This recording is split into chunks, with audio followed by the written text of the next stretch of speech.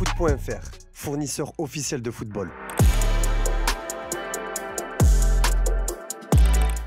Bonjour à toutes et à tous et bienvenue dans ce nouveau JT Foot Mercato. On commence au PSG où des désaccords se font déjà entendre dans le vestiaire. Si les Parisiens ont réussi leur entrée en Ligue 1, le pénalty de Randal Kolo Muani face au Havre a beaucoup fait parler dans l'effectif. Oui, parce que d'après l'équipe, Luis Enrique a choisi de confier les pénaltys à Vitinha après le départ de Mbappé, un joueur qu'il tient en haute estime et sur lequel il compte beaucoup, sauf que le quotidien sportif explique que ce choix n'a pas été compris par l'ensemble de l'effectif. De nouvelles discussions sur le sujet doivent avoir lieu prochainement. C'est certainement pour cette raison que l'on a vu Dembouz discuter avec Vitinha vendredi afin qu'il laisse RKM transformer le penalty. Outre le dossier du tireur de penalty, le vestiaire du PSG va aussi devoir trancher concernant le prochain capitaine. La décision sera prise une fois le mercato terminé, mais a priori il y aura moins de problèmes cette fois-ci puisque Marquinhos devrait conserver son brassard. Justement, en parlant de Kylian Mbappé, la séparation avec le PSG se passe toujours aussi mal. Le nouvel attaquant du Real Madrid réclame toujours 55 millions d'euros à son ancien club pour des salaires et primes impayés, nous apprend Le Monde. A noter que la somme était autrefois élevée à 100 millions d'euros. Contacté par France Info, le PSG a fait savoir qu'il n'avait reçu aucune notification de la part de la LFP et de la FFF. De plus, le club ajoute qu'il ne souhaite ne faire aucun commentaire sur les discussions en cours qui se déroulent de manière constructive depuis de nombreux mois et le club continue de s'engager respectueusement sur le sujet. Après avoir appris la nouvelle, le rappeur Booba, qui on le sait n'apprécie pas vraiment le Bondinois, n'a pas manqué de lui lancer un pic à ce sujet. Mbappé, c'est toi rends l'argent, c'est la meilleure celle-là, 0 but à l'euro, nez cassé, masque, je peux plus respirer, c'est pour ça je marque pas. Je suis inquiet à cause de la montée du FN, j'ai pas le permis, gardez-moi de la pizza, et oh Kiki, et oh, a déclaré le rappeur. Ses débuts en Liga avec le Real Madrid ont forcément été remarqués et beaucoup sont pour le moment déçus. Vous avez été nombreux à répondre à notre sondage sur Foot Mercato et à la question « Êtes-vous convaincu par les débuts de Mbappé au Real ?» 77% ont répondu par la négative contre 23% de oui. Parlons mercato d'été maintenant et toujours dans la capitale. Dans le sens des arrivées, les pensionnaires du Parc des Princes se montrent encore très actifs. Luis Enrique aimerait pouvoir compter sur un élément offensif créatif et sur un défenseur central droitier, capable aussi de jouer en tant que latéral droit afin de suppléer Achraf Hakimi. Les champions de France pourraient aussi mettre la main sur un attaquant supplémentaire après la blessure de Gonzalo Ramos. Ce n'est pas forcément la tendance selon nos informations, mais Luis Campos et ses équipes pourraient bien nous réserver quelques surprises. Ce mardi, la radio colombienne Antena 2 nous apprend que l'écurie française suit de près Richard Rios. Âgé de 24 ans, ce milieu de terrain évolue du côté de Palmeiras. Auteur d'une bonne Copa América avec les Cafeteros, le joueur sous contrat jusqu'en 2026 a donc attiré l'œil des Parisiens. Palmeiras n'est pas forcément ouvert à l'idée de le vendre cet été. Le club brésilien aimerait qu'il participe aux phases finales de la Copa Libertadores avant de s'envoler en Europe à l'hiver 2025. Il faudrait sûrement mettre un peu plus d'argent sur la table pour convaincre Palmeiras. Antena 2, qui cite des médias français, évoque une offre de 20 millions d'euros. Quoi qu'il en soit, ce dossier ne semble actuellement pas prioritaire pour Paris, qui est plutôt bien pourvu au milieu de terrain. Affaire à suivre donc. Chez les rivaux, l'Olympique de Marseille compte aussi s'activer avant la fin du mercato estival. L'OM avait ciblé Kylian Sildilia qui a décroché la médaille d'argent avec les Bleuets durant les JO 2024. Et bien le club phocéen est repassé à l'attaque pour enrôler le latéral droit de 22 ans qui évolue à Fribourg en Bundesliga depuis 2020. Fabrizio Romano annonce que l'Olympique de Marseille a envoyé une troisième offre à Fribourg alors que les négociations portent sur un prêt avec une obligation d'achat. Comme nous vous l'avions annoncé, un accord existe déjà entre le joueur et Marseille. Le dossier pourrait bientôt être clos.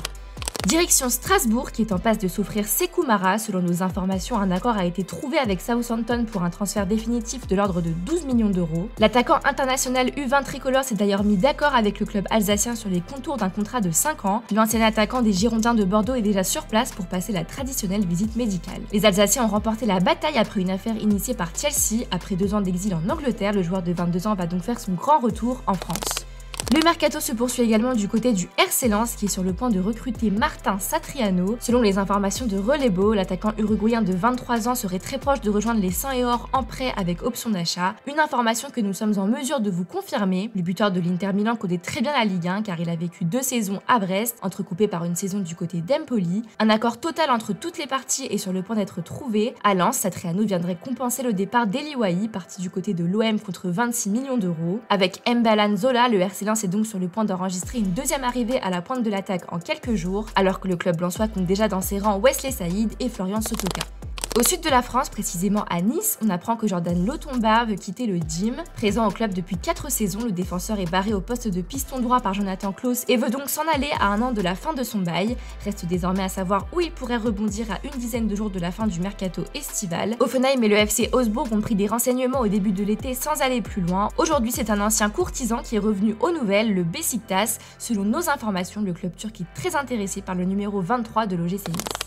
Grosse bombe à l'étranger, Ilkay Gundogan pourrait bien revenir à Manchester City. Depuis le début du mercato déjà, le FC Barcelone cherche à se débarrasser du milieu de terrain parce que son salaire est un problème. Arrivé gratuitement mais avec des émoluments conséquents et qui plus est évolutif, il était donc devenu indésirable pour des raisons purement financières. Si l'Allemand ne voulait pas partir, il a finalement accepté de faire ses valises ces derniers jours. Comme l'indiquent des médias catalans comme Sport, il va revenir à Manchester City 1 an après son départ. Il a déjà parlé avec la direction mancunienne, tout comme il a eu aussi des conversations avec Pep Guardiola. Il a demandé à son ancien coach de faire en sorte que la direction boucle cette opération rapidement. De son côté, le coach catalan est ravi de pouvoir retrouver son ancien taulier de l'entrejeu. La direction du Barça ne mettra logiquement pas d'obstacle à son départ et pourrait même autoriser le joueur à partir libre, résiliant son contrat et ne demandant donc rien à Manchester City. Le retour de Gundogan à l'Etihad Stadium est imminent.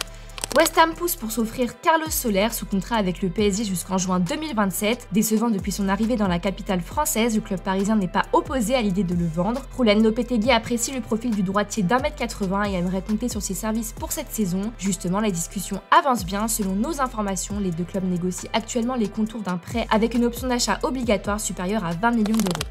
Direction l'Italie où le Génois a tenté de s'offrir les services d'Isco sans succès. Rayonnant depuis son arrivée au Real Betis l'été passé, l'ancien madrilène n'est pas à vendre. D'après Sky Italia, le club de Gênes a vu ses approches être immédiatement repoussées par la formation sévillane qui ne souhaite pas se séparer de son maître à jouer. Le joueur aussi se sent bien au Betis et un départ n'est pas du tout à l'ordre du jour. L'ancien international espagnol devrait donc continuer l'aventure pour une saison supplémentaire au moins avec le club verdi-blanc. On passe maintenant aux officiels du jour. Désirant se renforcer en défense, l'AS Monaco vient de toucher au but avec Jordan Tézé. Le latéral droit débarque en provenance du PSV Eindhoven. Le montant du transfert est de 10 millions d'euros plus 2 millions d'euros de bonus. L'international néerlandais s'est engagé jusqu'en juin 2029 avec l'ASM. Rennes, Hoffenheim, Leeds et maintenant Brighton.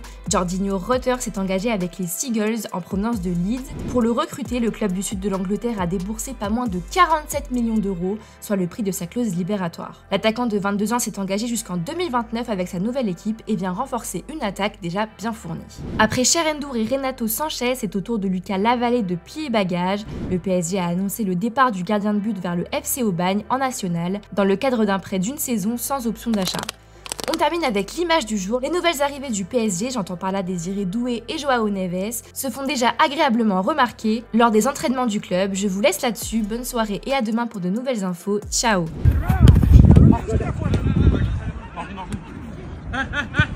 Dani, sois.